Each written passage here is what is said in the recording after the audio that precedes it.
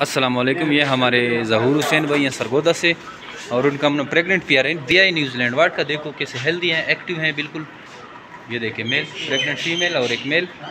तो जमीर बेट farm private limited Pakistan और Asia को आज सबसे बड़ी कंपनी है जो आपको खरगोश देकर 12 साल तक इनके बच्चे खरीदने का एग्रीमेंट करती है। डेली बेसिस में मैं वीडियो बना रहा हूँ, और वीडियो बनाने का मकसद यही है ताकि आप इन वीडियोस को देखें और आपको जो खरगोश फार्मिंग के मुतालिक है जितनी भी मालूमात वो आपको मिलती रहे। तो अगर आप सोच रहे हैं तो आप हमारे ग्रुपीज़ जो है फेसबुक ग्रुप, यूट्यूब चैनल या व्हाट्सअप के ग्रुप में किसी एक को ज्वाइन करें तो आपको ये सारी मालूमात मिलती रहती है।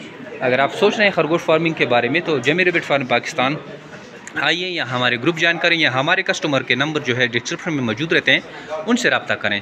ये एक ऐसी फार्मिंग कंपनी है जो कि लोगों को खरगोश देकर 12 साल तक इनके बच्चे खरीदने का एग्रीमेंट करती है। आइए जमीर बेट फार्म पाकिस्तान, जो कि पाकिस्तान और एशिया की सबसे बड़ी कंपनी है, इनका हिस्सा बने और घर बैठे लाखों रुपये मुनाफा हासिल करें।